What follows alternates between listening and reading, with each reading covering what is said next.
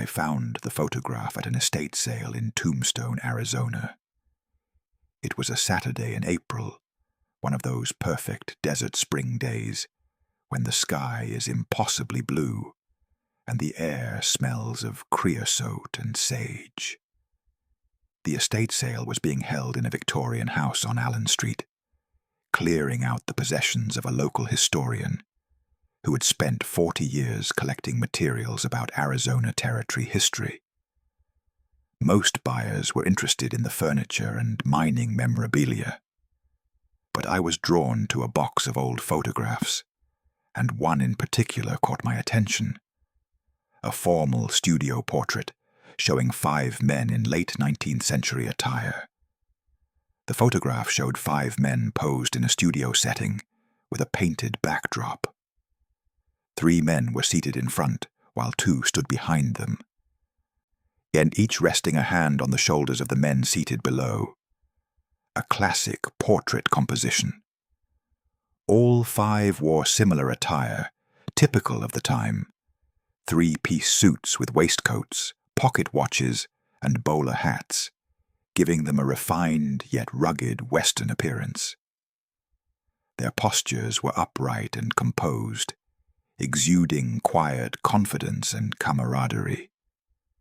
Judging by their faces, they appeared to be in their mid-30s, with clean-shaven or neatly mustached looks that reflected the fashion of the 1890s. They looked like successful cattlemen or businessmen, respectable, prosperous, the kind of men you'd see in any frontier town. But there was something in their expressions that caught my attention, a kind of cold calculation behind the formal poses, a hint of something predatory in their eyes. The estate sale coordinator noticed my interest. "That's the Dalton gang," she said. "Not the Dalton gang. Different Daltons. These were 5 men who worked together on various ranches around southern Arizona in the 1890s. That photograph has a dark story attached to it." "What kind of story?" I asked. "They were murderers. Killed at least 7 widows between 1897 and 1899. Targeted women who owned property, killed them, and took their land and money. They were finally caught and hanged in 1900. The whole story came out during the trial. Real ugly business." On the back of the photograph, in faded ink, was written, "James Dalton, Robert Dalton, William Dalton, Frank Dalton, Henry Dalton, Tucson, Arizona Territory. March 1899. And below that, in different, more recent handwriting, the widow killers. 7 women murdered, 1897, 1899. All 5 hanged, June 1900. Justice for the forgotten women. I bought the photograph along with a box of related materials, newspaper clippings, court transcripts, and a researcher's notes for $400, sensing immediately that I'd discovered something significant. That evening in my hotel room, I spread everything out. What I pieced together was a story of calculated murder, of vulnerable women targeted and killed for their property, and of how 5 men had used their respectable appearances to gain trust before committing horrific crimes. The newspaper clippings began with reports of the first disappearance. From the Arizona Daily Star, November 1897, widow reported missing from ranch near Tucson. Mrs. Sarah Mitchell, 42, a widow who owned a small ranch northeast of Tucson, has been reported missing by concerned neighbors who have not seen her in over 2 weeks. Mrs. Mitchell's husband died last year, leaving her to run the 160-acre ranch alone. Neighbors report she had recently hired several men to help with ranch work, but the men have also disappeared. The ranch house appears to have been abandoned. Livestock are missing, and personal belongings appear to have been removed from the property. Authorities are investigating but have no leads at this time. Sarah Mitchell's body was never found. But it was just the beginning. Over the next 2 years, 6 more widows disappeared under similar circumstances. All women who owned property, all who had recently hired ranch hands, all whose land and possessions vanished along with them. From the Arizona Daily Star, October 1899, pattern emerges in missing widow cases. Authorities suspect foul play. Authorities in Pima and Cochise counties are investigating what appears to be a pattern of disappearances targeting widow property owners. 7 women have vanished under similar circumstances since 1897. Mrs. Sarah Mitchell, Nov. 1897. Mrs. Elizabeth Chen, March 1898. Mrs. Margaret O'Brien, July 1898.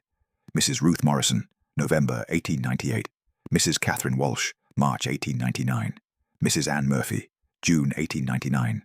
Mrs. Helen Foster, September 1899. All were widows who owned ranches or other property. All had recently hired men to help with ranch work. All disappeared along with their hired hands, livestock, and portable valuables. Pima County Sheriff William Morrison stated, "We believe these disappearances are connected. We believe these women were murdered for their property, and we believe the same group of men may be responsible for all 7 cases." The breakthrough came in October 1899, when a potential 8th victim survived. From the Arizona Daily Star, October 25, 1899. Widow escapes murderers, identifies 5 men. Mrs. Dorothy Ashton, a widow who owns a ranch near Benson, escaped an apparent murder attempt and has identified 5 men she believes were trying to kill her. According to Mrs. Ashton's account, 5 men approached her ranch 2 weeks ago seeking work. She hired them to help with cattle and ranch maintenance. Over the following days, the men gained her trust and learned details about her property and finances. On the evening of October 23rd, Mrs. Ashton overheard the men discussing plans to kill her that night and take her property. Terrified, Mrs. Ashton fled on horseback to a neighbor's ranch and alerted authorities. When deputies arrived at her property, the 5 men had fled, but not before taking several horses and other valuables. Mrs. Ashton provided detailed descriptions of the 5 men, all of whom went by the surname Dalton, though authorities believe this may not be their real name. James Dalton, approximately 35 years old. Robert Dalton, approximately 33 years old. William Dalton, approximately 36 years old. Frank Dalton, approximately 34 years old. Henry Dalton, approximately 32 years old. Mrs. Ashton also provided a photograph of the men, taken when they had accompanied her to Tucson to sell cattle. The photograph was taken at a studio in March 1899. Authorities believe these 5 men may be responsible for the 7 previous widow disappearances. A territory-wide manhunt is underway. The 5 men were captured within 2 weeks, found trying to cross into Mexico. From the Arizona Daily Star, November 8, 1899. 5 suspects in widow murders captured near border. The 5 men suspected in the murders of 7 widows and the attempted murder of an 8th have been captured near Nogales while attempting to flee into Mexico. James, Robert, William, Frank, and Henry Dalton, names believed to be aliases, were arrested without incident by a combined force of U.S. Marshals and local deputies.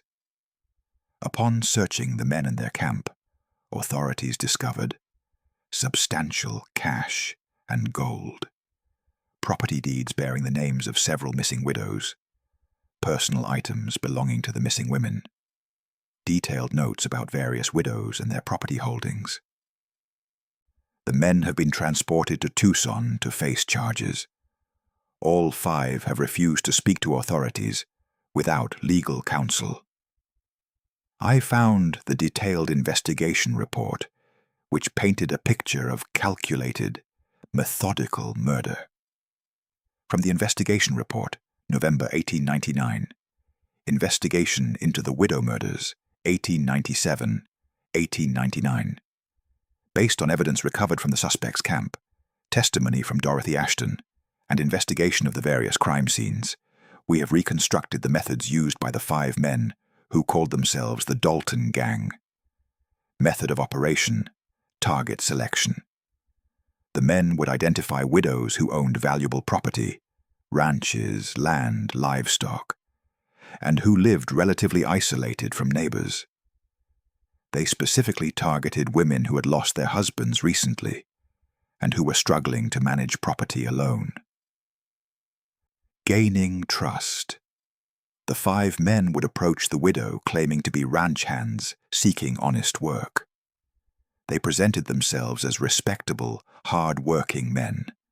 Their manner and appearance, well-dressed, polite, clean, helped gain the women's trust. Intelligence. Gathering. Over a period of days or weeks, the men would learn details about the widow's property, finances, and social connections.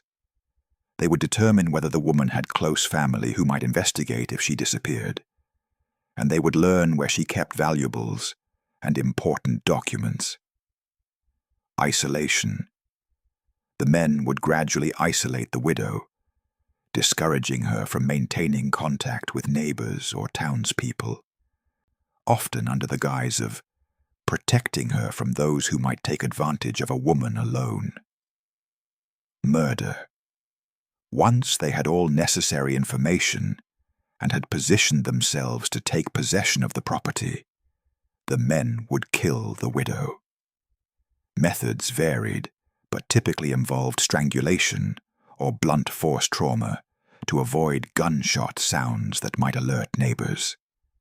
Disposal.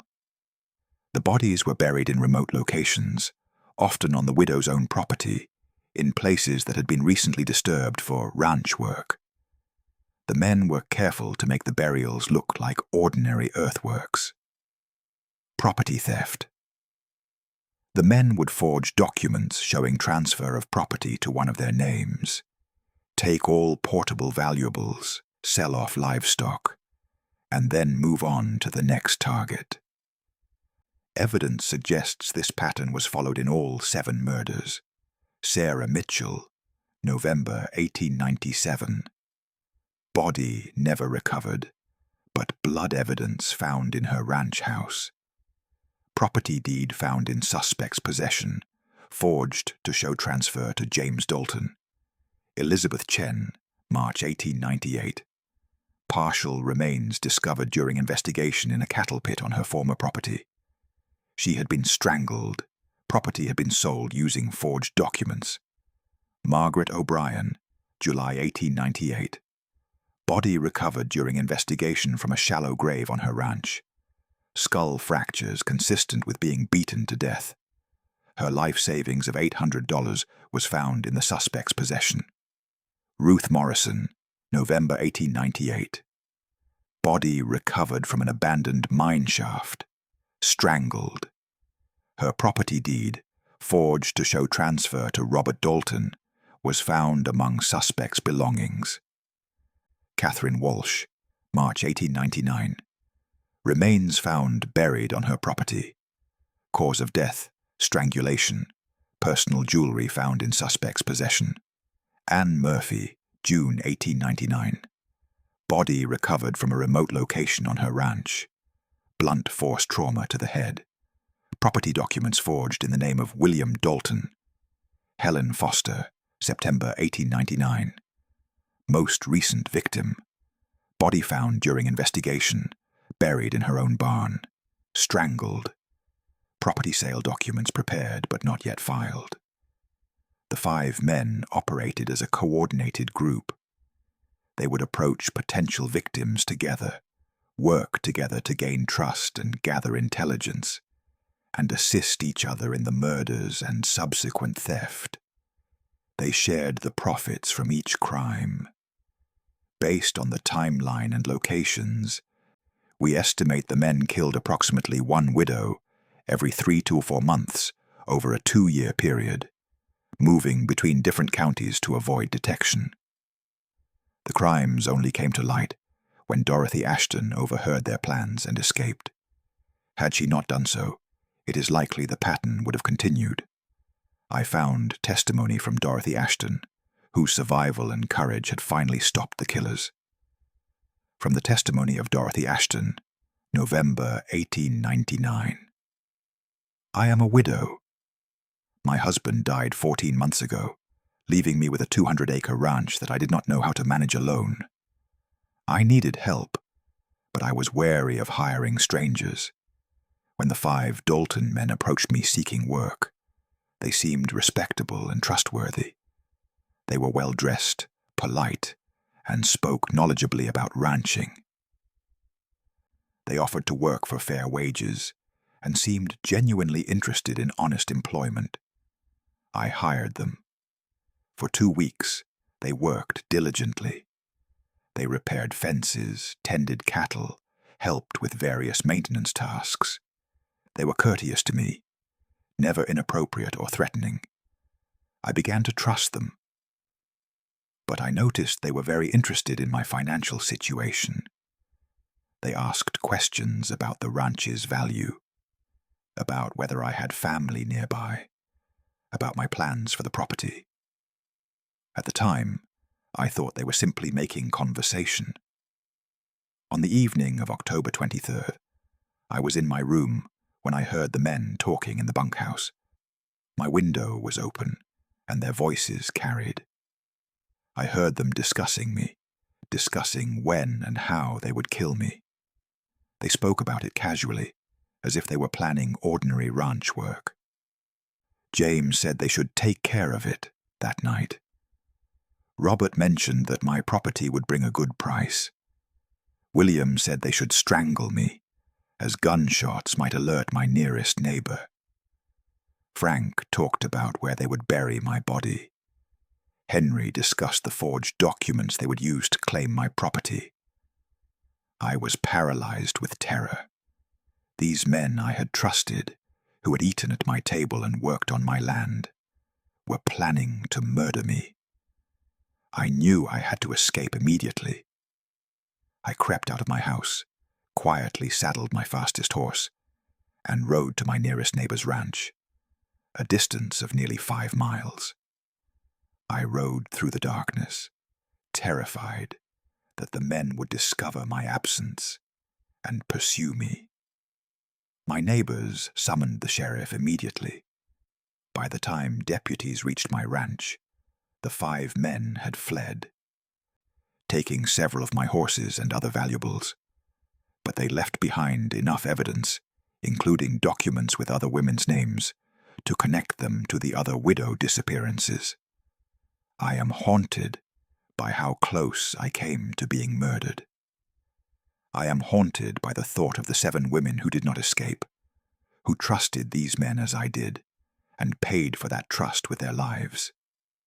These men are predators who specifically targeted vulnerable women.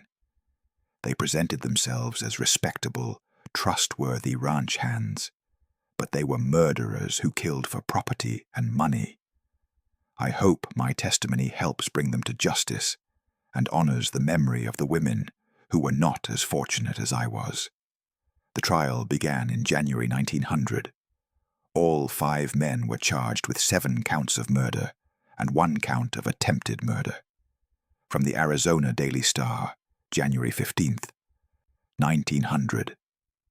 Trial begins for alleged widow killers. The trial of 5 men accused of murdering 7 widows for their property has begun in Tucson. The case has attracted enormous public attention and outrage.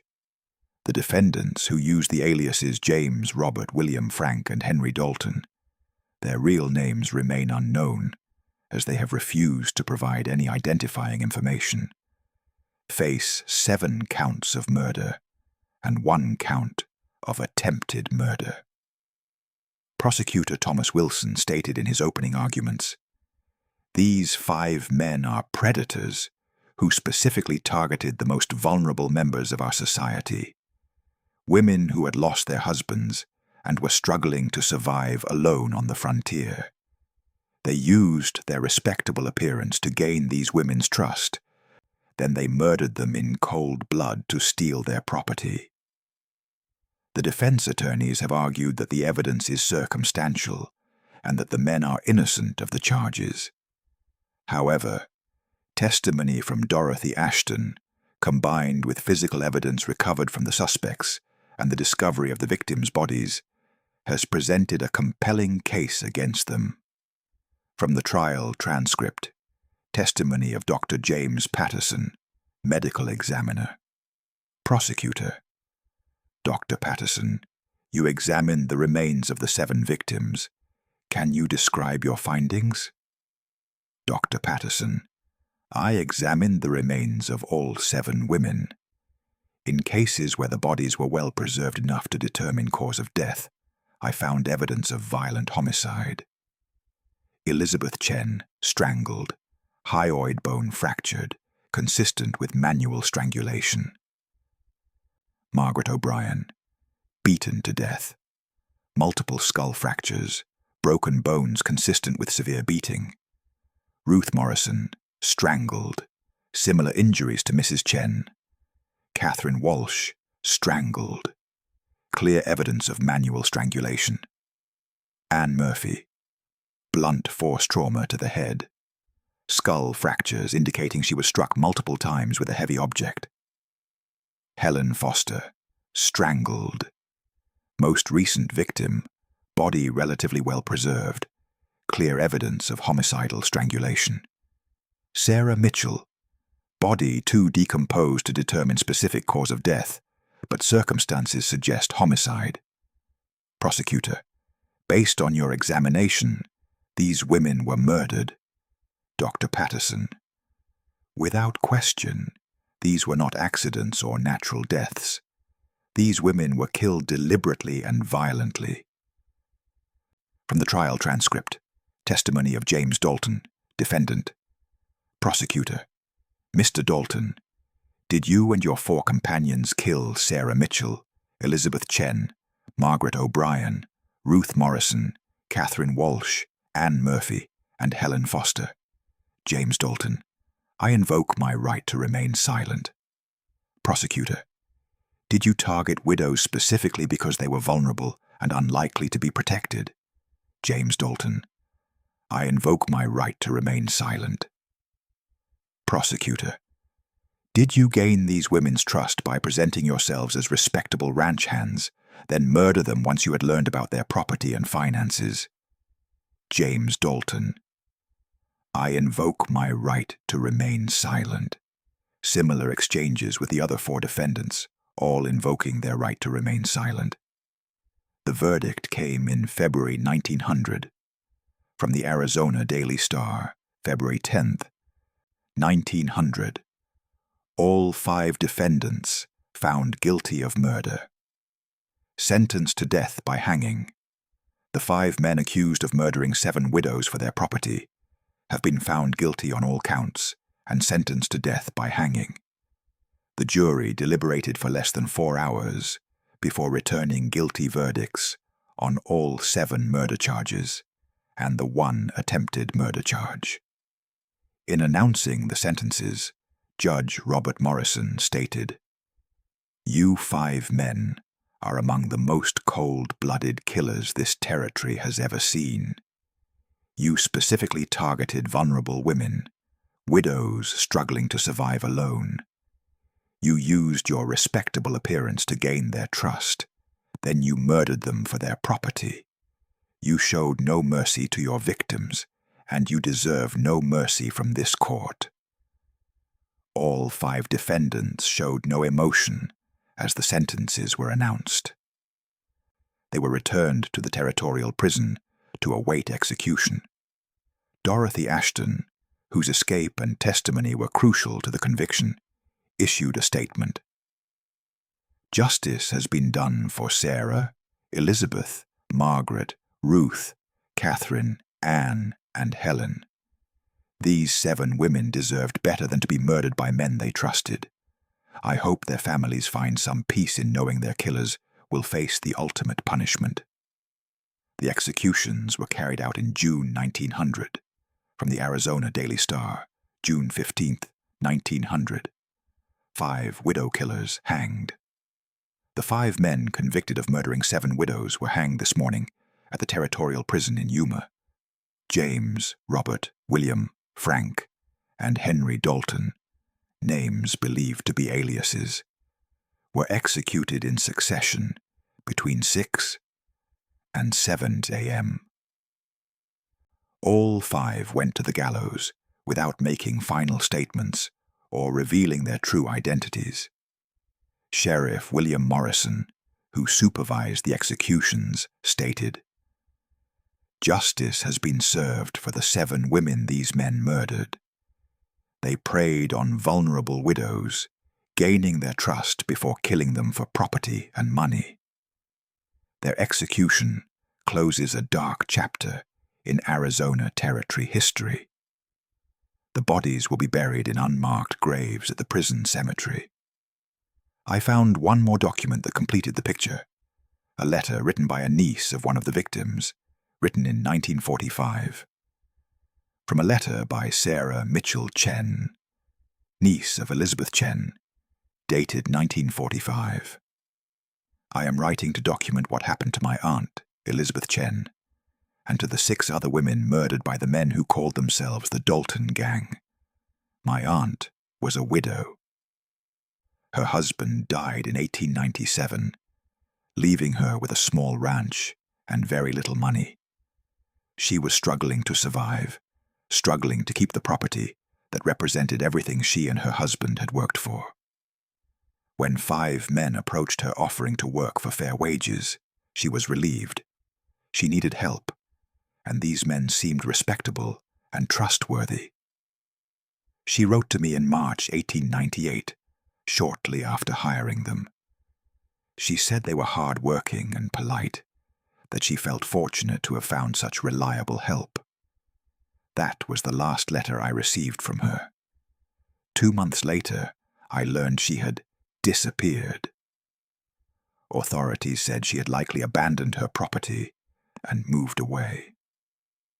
I knew this was impossible. My aunt would never have left without telling me.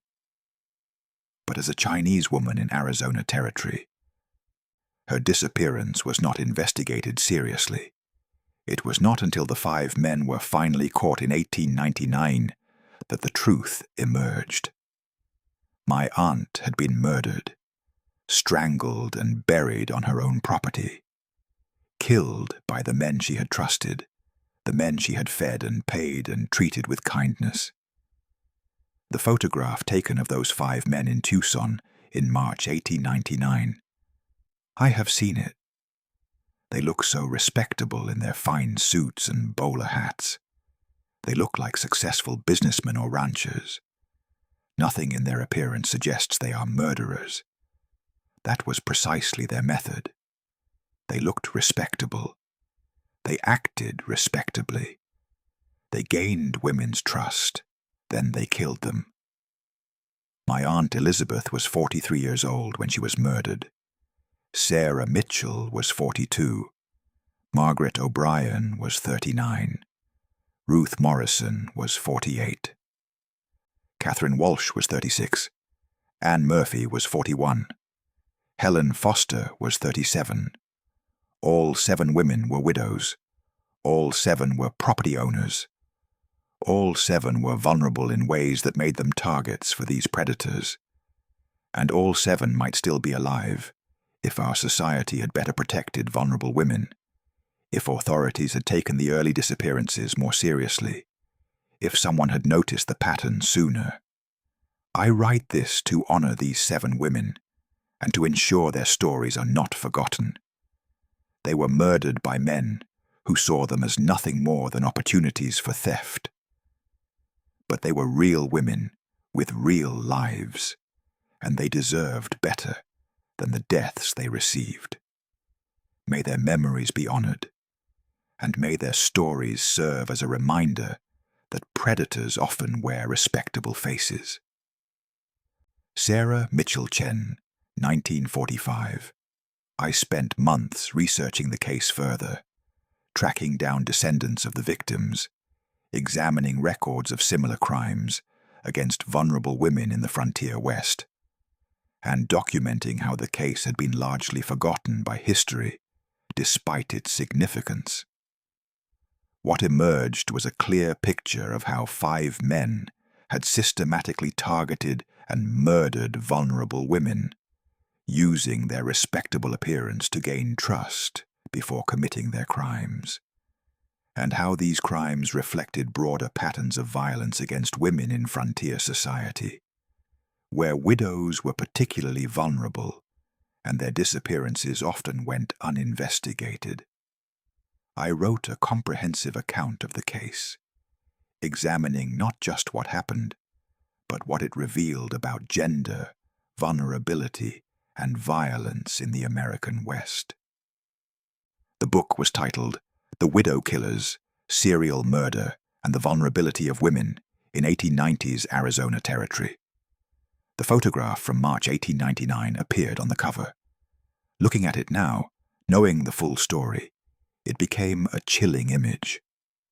5 men posed formally in a Tucson studio, 3 seated, 2 standing behind them with hands on shoulders, a composition suggesting camaraderie and solidarity, all dressed in fine 3-piece suits with waistcoats and bowler hats, looking prosperous and respectable. They appeared to be in their mid-30s, well-groomed, composed.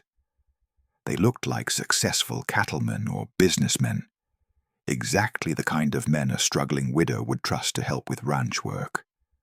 But this photograph was taken in March 1899, by which time the 5 men had already murdered 6 women. They would kill 1 more before Dorothy Ashton's escape finally exposed them. This photograph documented serial killers posing as respectable frontier businessmen, captured just months before their final crime and their eventual capture.